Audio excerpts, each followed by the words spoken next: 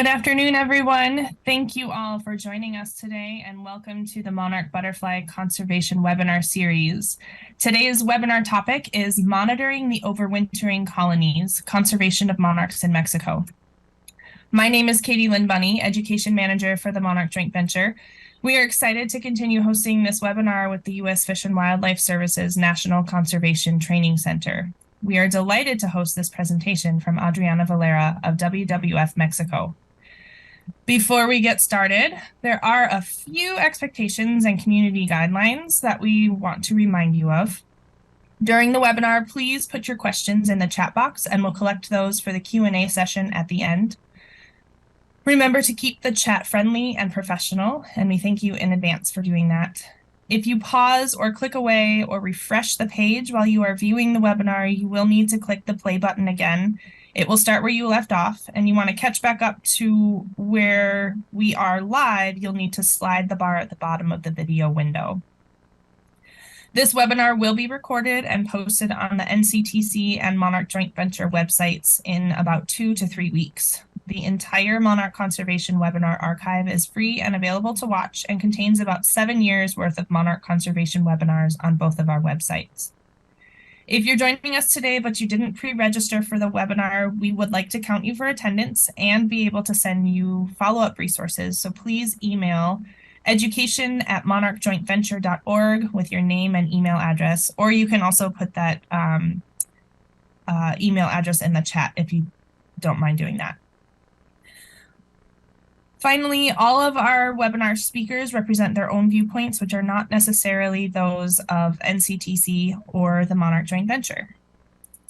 And now I'll introduce Adriana. For the past 17 years, Adriana Valera's professional activities have focused on addressing biodiversity and natural resource conservation challenges in Mexico.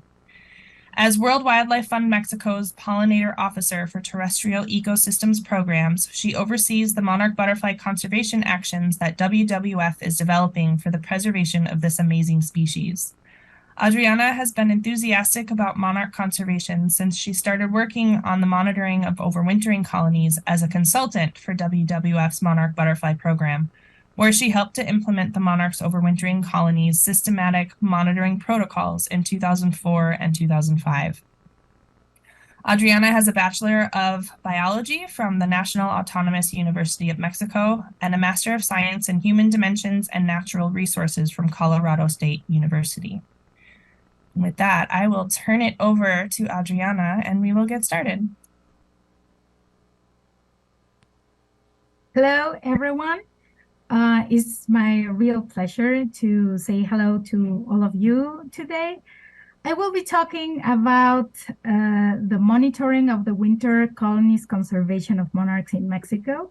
So I hope you will find this interesting and enjoying as I have been finding it for the last part of my life. So please just let me know if you are seeing the presentation right now.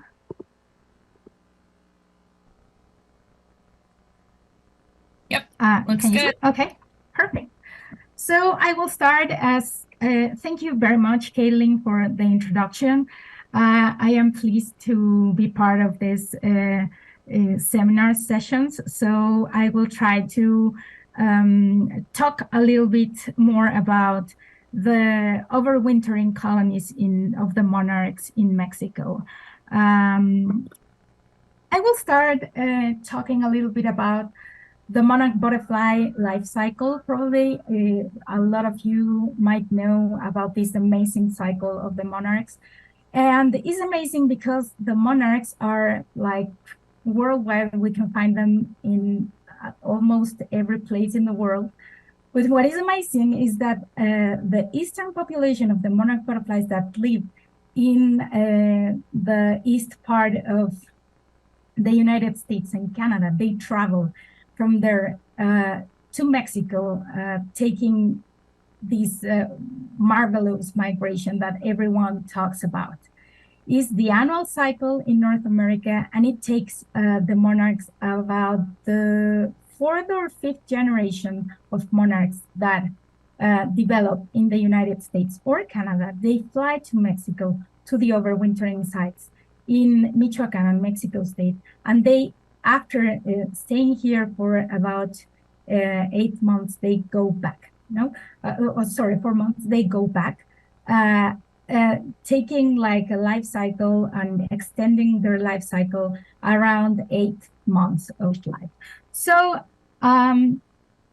talking about the overwintering sites in Mexico, it's important to talk about the discovery of these places in Mexico.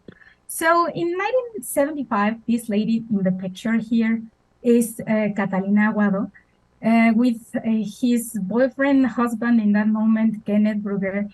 They answered to an advice in the newspaper of from Dr. Urquhart. Dr. Urquhart sent a message and put an advice in the news to have people helping him to find where the monarchs travel during the winter. So Catalina Aguado and Kenneth Brugger decided to answer to this advice, and they started going to different places in Michoacan with in a motorcycle like bike adventure that lasted for about, I think, 2 months, when they finally found and discovered the sanctuary in Cerro Pelon in the state of Mexico in 1975. That was the first time where these places were found. They sent the notice to Dr. Urquhart in Canada to let him know that they finally discovered the overwintering sites of the monarch in Mexico. And in 1976, Dr. Urquhart published in the National Geographic. Here you can see the picture of the publication. They published this paper that was called "Found at Last: The Monarch's Winter Home" in 1976. So this was like the first time we had idea of where the monarch overwintering sites were. But here was like a trick. Dr. Urquhart didn't mention like the exact geographic position where the monarchs were. No. So in 1977, after Dr. William Calvert and Lincoln Brower decided to start looking for like clues that were noticed in this National Geographic publication, they started looking for these places, and they finally rediscovered the sites in 1977. So here in this picture in the bottom, well, in the upper picture, you can see Dr. Urquhart and his wife. And in the picture in the bottom, you can see Dr. William Calvert and Lincoln Brower with Catalina Aguado in the middle of the picture. So these guys are really, to whom we are like really thankful to have like the precise locations of the monarch overwintering locations in Mexico. Now, where does the monarch arrive? In Mexico, the monarch overwintering forests are these amazing places in the volcanic area in Mexico. It's our temperate forests that are about between the 24,000 and 35,000 meters above the sea level. So you can see here a picture of those forests in El Rosario. This is one of the most important places for monarch overwintering colonies to establish. And you can see also there a picture of how is the Abies religiosa pine that is also called the sacred fir pine tree. And it's called sacred because, as you can see in the branches, in the very bottom, distal part of the branches, it's formed like a truss. So when, I don't know, like in the history of Mexican ceremonies and history of their cultures, they used this tree for ceremonies and religious ceremonies in different places with the indigenous communities in the surrounding places of these forests. So when the protection of the overwintering forest sites started, as you can imagine, when the overwintering sites were like get to know to the people, it was like something that it had to be protected, and a lot of effort between the Mexican government and other governments like the Canadian and the US government started like trying to see how they could be protecting these places. No? So in 1980 in Mexico, there was a declaration of wild reserve and refuge zone, these places where the monarchs arrived. However, these sites weren't like really defined geographically speaking. So there was this declaration of wild reserve and refuge zone only for the period of the monarchs arriving in Mexico. So just for during the winter, they had that declaration, and those places, like that part of Mexico and the state of Mexico and Michoacan was going to be protected. No, we're going to be protected. So in 1986, well, between 1980 and 1986, the Mexican government started like working more actively to redefine this declaration, and they finally have this new, let's say, like Declaration Act that was intended to protect more than 16,000 hectares in Mexico. But as you can see in the map here, there are like several polygons. Those in green are the core zones of the reserve in that moment, and those in yellow are the buffer zones in the reserve. And as you might see, they were not connected, they were all separated. And in the green polygons, there was only permitted the conservation activities, and those in yellow were used as management land for logging purposes, but with the permits and things that happen in the communities. As you might see in these places is a difficult like social context, because there is a lot of people that are the owners of the land. So it's kind of difficult to have protection statements that really apply for this area. So in 1986, this was called the Special Monarch Butterfly Biosphere Reserve. And furthermore, a little bit, some years later, they noticed that it was necessary to have this connection between these core zones that were all like separated between them, to create a continuous line where they could have like an entire and a continuous core zone with a buffer zone in it, to be like really conservative of the places where the monarchs were arriving.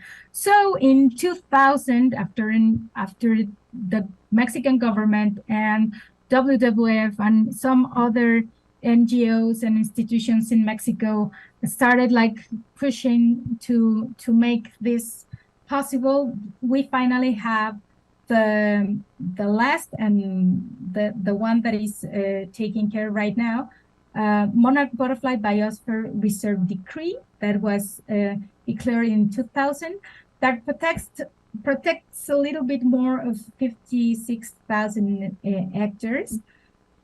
And we have a core zone of a little bit of more of 13,000 hectares, no?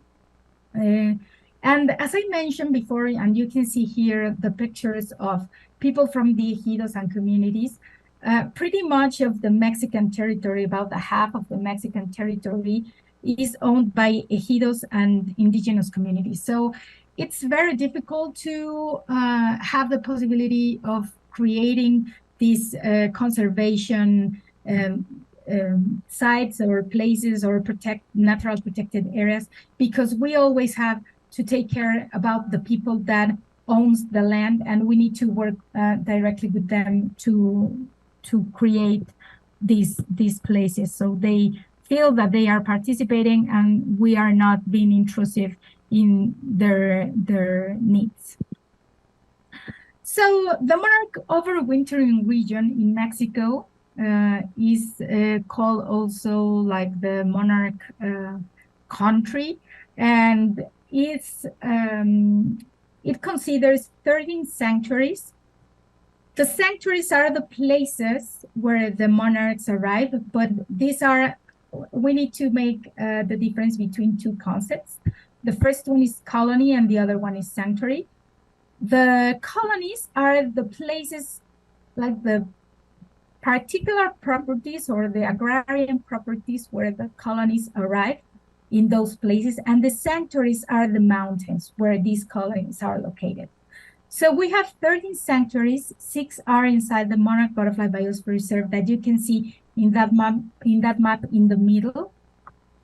There is the core zone, like with a darker green, and the buffer zone with a lighter green in the outside. And you can see all the 13 sanctuaries around this place. The monarch butterfly region is where the most colonies of monarchs have been located. And in the surroundings, you can see in other protected areas and in other mountain places, you can see these colonies. And recently, there was, well, it wasn't discovered recently, but it's considered recently, the Atlautla colony, that is a very small colony, very near from the Iztaccíhuatl and Popocatépetl park. So this is called the monarch overwintering region, where the monarchs colonies arrive. And this is a very important region in Mexico because of the forest and because of the water production that these forests take to the people in Mexico, but not only in Mexico, but also in the Mexico state. So it has a very important water catchment basins in the surroundings. There are like about 3 important basins, and there is also this Cutzamala system that is the water system for the Mexican metropolitan area that includes Mexico City and state of Mexico, and it benefits more than 6 million people. So these forests are really important in terms of not only of ecosystem conservation, but also in water production for the people in the surroundings. Now I will talk a little bit about the monarch overwintering monitoring team. This monitoring program has established in 1993 with Eduardo Rendon. You might have heard about him. He is the leader of the team. Since 1993, he started doing the monitoring of the monarch butterfly colonies for his thesis, his baccalaureate thesis. And after this, he just continued working with the monarch. He's one of the most important experts, or the most important experts of monarch in Mexico in terms of the overwintering.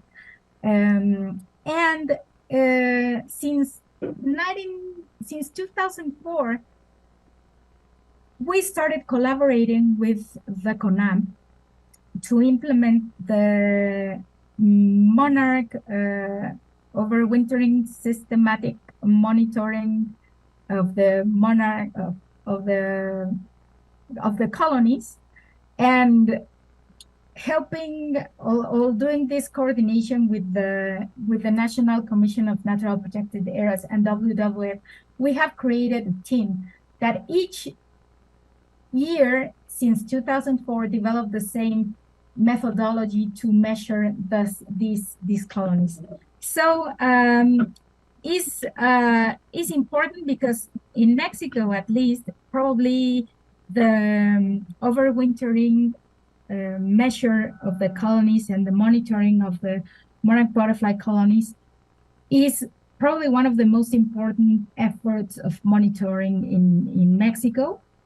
It has developed a lot of effort and a lot of like monetary support to take through these, and a lot of people have gone through this. You can see in these pictures Eduardo in the first picture, and in the other pictures there are the other people that have been collaborating for probably all their lives. Martin in the second picture with Mayra, and Genaro as part of the CONAMP working on this. And in the bottom, well, that's myself in one of the pictures, like taking the measuring tape when we were measuring one of the colonies, and Servando, that was my teammate in that moment of life. I started working in the monitoring in 2004, and I did that until 2010 when I moved to another place. And well, that's a little bit of the history of doing the monitoring. And I will talk a little bit about the methodology. I really like this picture because this picture is like a picture taken from a helicopter. Karen Oberhauser was saying the other day that she was in the helicopter when they took this picture. And you can see a really huge spot of forest, but like in the very center, you can see a spot of forest that is more like orange, not greener as in the outsides of the picture. So this orange spot is a monarch butterfly colony. So what do we do with the methodology of the overwintering monitoring? The overwintering monitoring is an indirect measure. It's really impossible, and a lot of researchers have tried in like a very good amount of their lives to define which are the numbers of the monarchs arriving to Mexico. That is, as you might see in this picture, in all these orange spots, it's kind of very, very like difficult to say, because there are millions of monarchs that arrive each year to Mexico. And in this case, we have this orange spot. And what you will see in the next click that I am going to give is this like yellow polygon that I traced around this spot. Well, that's a colony, no? So you can see if you have the opportunity of traveling to Mexico and see the monarchs overwintering in Mexico, you can see how they congregate in single spaces of forest, in some spaces of forest, and that congregation is called a colony. In a sanctuary, or you can find probably sometimes one colony, probably a couple of them, two groups, probably more, depending on the time of the month. So this methodology starts, and the measuring of the colonies starts in the first part of December, where the monarchs are pretty much all established in their overwintering sites, and the number that is get to know to the people is the number that is acquired and get in the second part of December. That is when the monarchs are more like calm. They are not moving a lot, so it's easier to have a measure that it's more precise to the reality than in the moments where they are pretty much moving, or they are at the end of the season, they are moving a lot because of the weather also. So this polygon is like the representation of a monarch butterfly colony, and is what you are able to see when you come here to Mexico, to the overwintering sites. And this is the way, this picture is a way that you can see a colony in the field. No, so when you have the chance to go to this forest, to any of the sanctuaries, or to any of the colonies in the different sanctuaries, you can see these trees all full with monarchs, and they look just like leaves, no, like if they were leaves in the trees, and they are all folded in the different trees, just trying to conserve the temperature, and they are trying not to move a lot. So this is the way you can see a monarch overwintering colony when it's like really well established and in a very cool moment in the day. But you can also see this kind of movement in the monarch colonies when they are like moving a lot, when there is sunny and when there is warmer. And probably at the end of the season, between February and March and the beginning of March, you can see all this movement because the monarchs are just like feeling the warmth of the sun, and they are just heating up, and they are moving a lot. So for us, when we are doing the monitoring in the field, it's important to have the colonies like this and not like this. Because if we go to the forest, like to get to each side in the forest, it takes about between 1 hour and 2 hours hike, depending on the site. We need to go like really early because we want to find this kind of picture in the field, and we don't want a lot of butterflies flying around because it's very difficult for us to measure that in the field because they are moving, and it's very easy for us like to step on them and to just not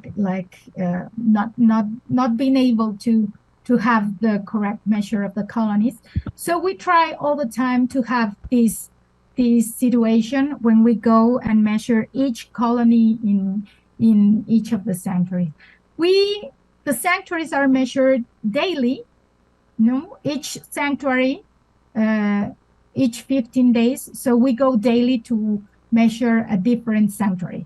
So since the moment the monarchs are here or they start establishing in December, or they are pretty much well established in December to the end of March, each day daily, and each probably 15 days in each of the sanctuaries, the colonies are measured. So we have all those measures, and it's a very demanding activity because the hikes are like really tough, and also like we need to wake up very early to get there. So that is why I don't do this anymore, but I remember that it was really demanding. So here you will see the table of the monitoring results of the last season of monitoring. And as you might see here, I try to like underline the sanctuary, the colony of El Rosario in the sanctuary Sierra Campanario, because that's like historically the most, or the hugest colony that we can find each season. In all the seasons of monitoring, there have been about 7 to 14 colonies, each season, and El Rosario historically has been the one that is the biggest among the rest of the colonies. Now, here are our results. This graphic is amazing because it really shows how the monarch butterfly surface of the colonies have been measured since 1993 to 2022-23. That is the last season. The average area covered by the monarchs during this last 10 years was about 2.72 hectares, and that is a paper that is being under preparation. Eduardo and some other colleagues are trying to publish this information.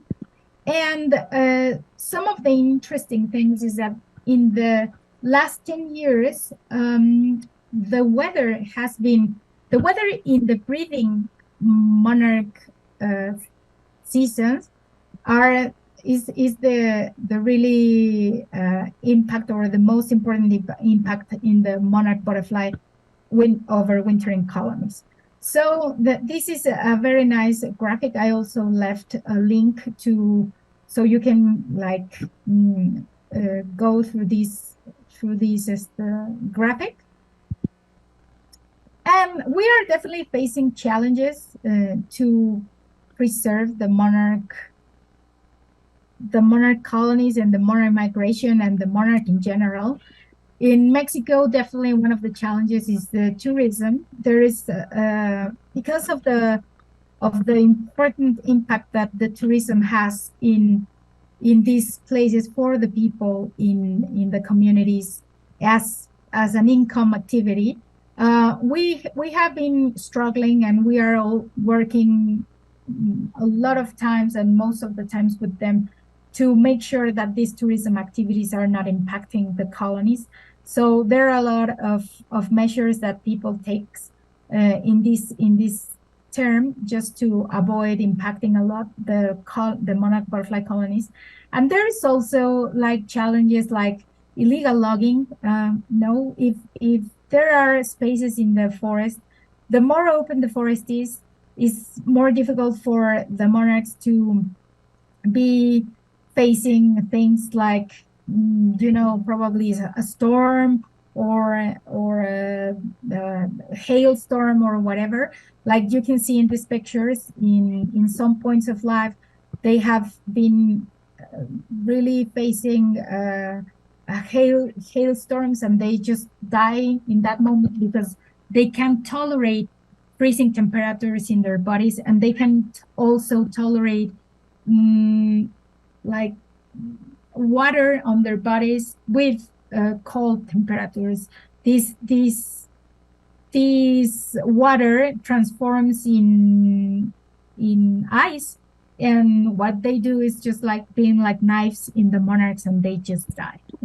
And some other situations that are pretty I don't know, that we are facing right now.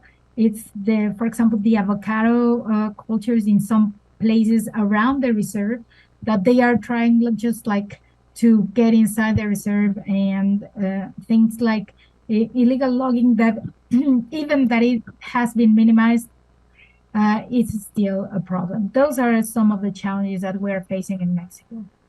However, we are working as WWF in facing these challenges, and one of the things we are doing to face this challenge is the forest monitoring, the core zone forest monitoring, that is taking care each year in the core zone, in the 13,000 hectares of the core zone. And these are the results of the last season.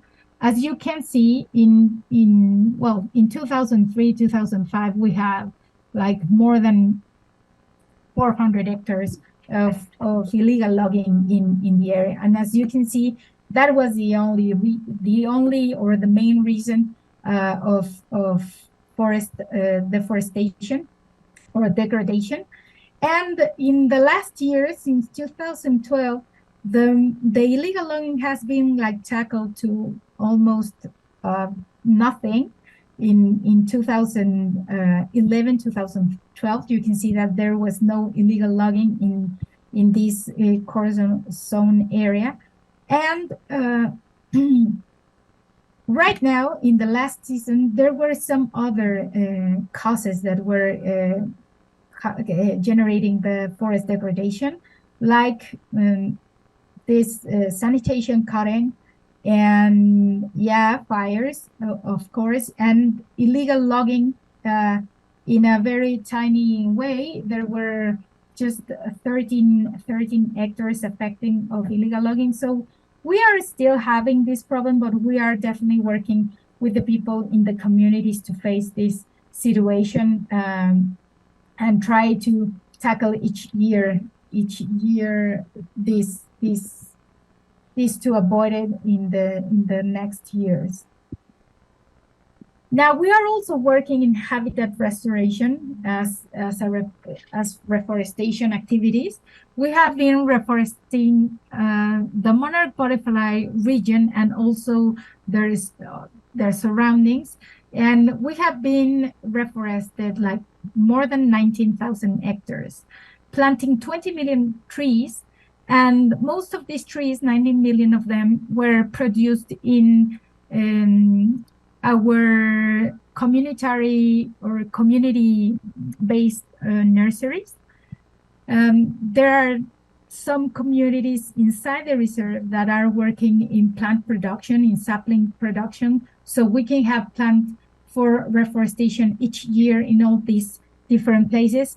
And as you can see, we are working in the Monarch Reserve, but also in the surroundings.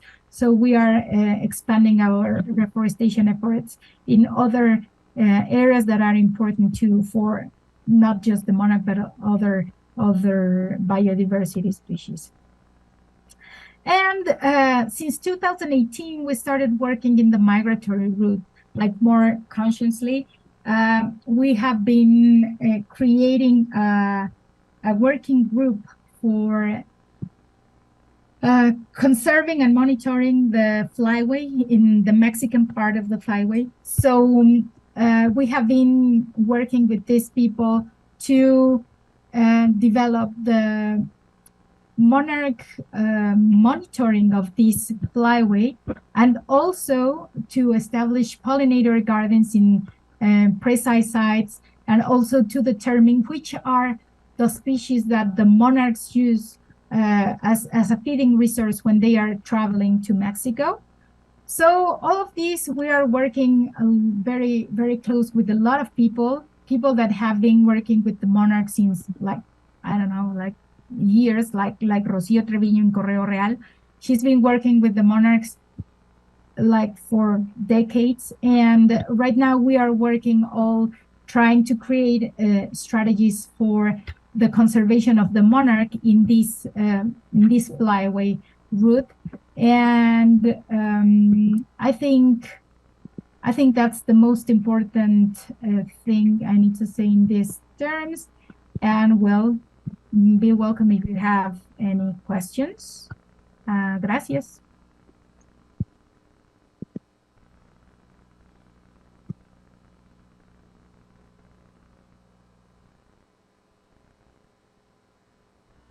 Thank you so much, Adriana. I'm looking to see if there are any questions in the chat, and I know there's sometimes a little bit of a delay between what they see and what we see.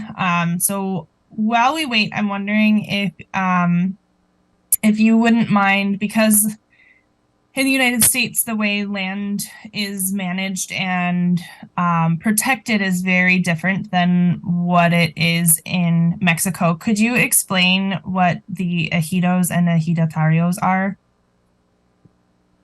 Sure.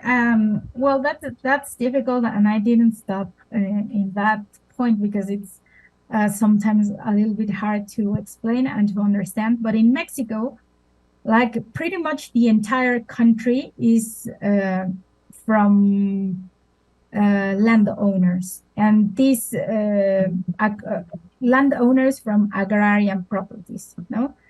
So it's not the state, it's not like private property, is from the people. And the people are divided in ejidos and in indigenous communities. So the ejidos are those people that are not indigenous, like in a 100%. They are mestizo people, and they own these places. And the indigenous communities are people that are entirely indigenous people. Thank you. Yeah. Okay, we have one question from the chat. They're interested to hear how you mitigate disturbance to colonies from tourism. Well, people that is in charge of the touristic activities is people, as I mentioned, people from the ejidos principally, because, for example, El Rosario is one ejido. People from Cerro Prieto, no, it's another ejido. So these people work closely with the government, with the Natural Protected Areas Commission, to establish which are the like the lines or the restrictive activities that they can't do in the overwintering sites, for example. So when you go and visit one of the colonies, you are not able, for example, to go inside the colony. No, you need to be an observer, an outside observer, and you need to be about 50 meters away from the colony. So this has been working like that in the last probably couple of decades, and that's good because at least we don't have people impacting like very much the colonies, but it's something that they are still working in because each year the colonies, even they establish in the same sanctuary, they might be in different sites inside that sanctuary, so in different places inside that sanctuary. So sometimes people in the ejido needs to go and trace a trail to get to the colonies, and that also impacts the forest and whatever. So there is a continuous work with these people trying to avoid as much as it is possible the monarch butterfly colonies. Great, thank you. Another question from somebody watching. Are the landowners and communities of the area sympathetic to monarchs? Have you found that there's good cooperation from the communities near to the sanctuaries? Wow, that's a very nice question. People from these places, in probably in the beginning when the places were not like known for a lot of people, they didn't have a lot of interaction with the monarchs. And in some points, people thought they were like harmful, or it was a pest, or it was a species that I don't know why they had to be there. People used to eat them in some places in the surrounding areas. But right now, their perception of the monarchs have changed a lot because there is a lot, or there have been a lot of work like with the people, with the landowners, with the people in the surroundings, a lot of environmental education activities with all the different levels of education, no?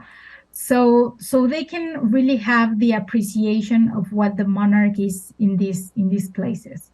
So definitely right now you can like probably go to one of these sanctuaries and you might see that besides the economical activity and besides the income that is important for a lot of the families that live near there, and they are like getting benefit from the monarchs, they also have this important perception of why they need to preserve the monarchs and the forests, and which are the advantages of having there, and how lucky they are of having the chance of getting the monarchs in their lands. No, so I think definitely they right now have a different appreciation of the phenomenon and of the species, and definitely we think there is a lot of work to be done there, but I think we are in a very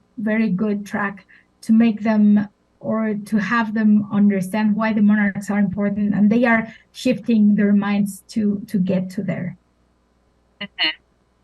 So related to that, somebody mentioned that they visited friends who live in Mexico City who were pretty much unaware of the protected areas and the monarch reserves. Is there any outreach happening to other parts of Mexico that still might rely on those areas for, like you were saying earlier, for their water and conservation of other resources? Well, I think the effort obviously in some parts, or like the projects, go direct to the people in these areas in terms of conservation and other things. But we are trying to be like more like, I don't know, we are trying to expand this effort to more people, no, so they can really understand that people in the forest, they are taking care of their forest because it's important, but also that the people in the surrounding cities, we need to be really conscious about what is going on there. So as WWF, we are trying to like give all this information in terms of like what is important, why is important, because for us it's important for water capture, for example, and we might not be able to understand that until we see a map or until we figure out that the forests are important for us. So we are trying in as the terrestrial ecosystem program to do this to the people, no? To the entire like country, if that's possible. Yeah. Okay, looking through questions. In Texas, we are being told to remove tropical milkweed in the fall so as not to interrupt their migration. Is there tropical milkweed in their flyways in Mexico? Okay, so this question is from someone in the United States? Yes. Okay, so in Mexico, yeah, there is a problem with the tropical milkweed. We are enforcing people in several places, for example, public spaces and people also in their houses to avoid using this species of milkweed because it is known right now that it's in Mexico, it might be a problem, not just in terms of the monarchs just like laying eggs in the migratory route, but also in Mexico, the tropical milkweed has a life cycle that is not like in the United States. When the wind starts, all the milkweeds just like die. And in Mexico, the tropical milkweed just like stays forever.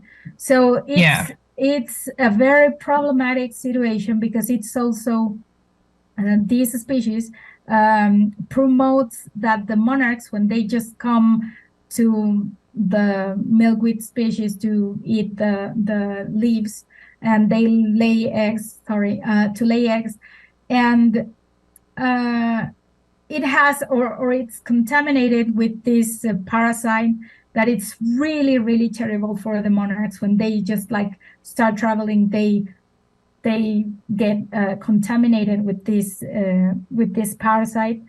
So in Mexico, we are encouraging people not to plant tropical milkweed, and we are also trying to make people see, or the institutions, for example, public gardens or places like that have been like historically planting this tropical milkweed, to avoid planting it or to remove, to start removing those plants for native species of other plants that might be more beneficial for the monarchs, because in the migration they just need the nectar of the plants that they are visiting in the flyway. They really don't need Asclepias or milkweed for anything. So that's what we are encouraging to do. Not only us, the entire working group for the flyway conservation is also doing the same on their different places. Right. So just to kind of summarize that, the concerns with tropical milkweed in Mexico are the same as the concerns in the parts of the United States where it can grow year round. And it can be a problem because it's disrupting their migration and because of OE, the parasite. So and we're happy to share more resources in the follow-up email on that for those of you in the United States. And there's definitely outreach happening in Mexico, encouraging the planting of native plants as well. Okay, I think we'll take one or two more questions. This question is about the size of what would be a sustainable monarch population. This person says that they've heard an estimate of about 2 hectares indicates a sustainable monarch population. And they're wondering if the numbers that you see are enough for a sustainable monarch population. Well, this is a difficult one because yeah, it's something that we have been discussing in the last years. And I think that is why this IUCN new declaration of having the monarch, not the monarch as a species, but the migratory one as as endangered species, because it's sustainable to have a population of 2 hectares, and it's not that it's sustainable or not. It's just that it's a constant. No, it all the last 10 years, these colonies measures have been in a mean of 2.72 hectares. No, sometimes less, sometimes more, whatever. So in those terms, in the future, we don't know if we are going to get to those 2 hectares. So it's not that each year we are going to have the same amount of monarchs. So I think I don't know how sustainable it's going to be for these migratory species to keep track with this amount of surface, if that's like I can say. I don't know. I don't know if sustainable would be like a good term. Yeah. Yeah, and I'll add to that too. Right now, the research is showing that 6 hectares is the point at which we want the monarch populations to be in Mexico. That shows the least risk of extinction, based on several different models. And we can share the papers that were published. I can't remember if it was 2016 or 2017, to show that. But right now, 6 hectares is the goal. And that's the point at which we're confident that if something really bad happened, like a really bad winter storm or really severe droughts or horrible migration, that the monarch population would still be able to recover from that at a reasonable size and rate. So I think we'll take one more question about the availability of water and nectar plants. This person is asking, on warmer days, the monarchs fly to find water and nectar. Can you discuss the water and nectar plants available to them? And are the nectar resources supplemented by new plantings? Yeah, we are definitely working on habitat restoration to have nectar food resources for the monarchs. And we are working right now with some people at the National Mexican University to determine which are the best species, the best native species for the monarch while they are traveling to the overwintering sites in Mexico. Because we are definitely having like places where restoration is important. We also have been working with this working group to determine which are the places that we need to restore and which are the places that we need to conserve. And in terms of this list of species that we are trying to define which are the best species for the monarchs while they are traveling to Mexico, that would be something that we are going to mix to have the best conservation effort for the monarchs in those terms. Great. Wonderful. Well, I think we'll wrap things up there. I know there were a few questions we didn't get to, but I want to be conscious and respectful of everyone's time. Thank you so much, Adriana, for presenting today. It was very informational, and I'm sure a lot of people appreciated learning more about how monarchs are protected and counted in Mexico. The monarch migration here in Minnesota is just starting, so we are very excited to send them your direction for the winter for safekeeping. And thank you to NCTC for hosting the webinar and to everyone joining us today for participating. We hope you'll join us for our next webinar when we'll hear from Monica Rutherford and Kristen Howland, who will present on the Central Coast State Parks Association and the Western Monarch Trail on Tuesday, September 26th at 1 p.m. Central Time. The link that you have in your email to join today will be the same one used for next month, so you can mark your calendars. And we look forward to seeing you then. Thanks again, Adriana, and we will see you all next time. Yeah, my pleasure. See you.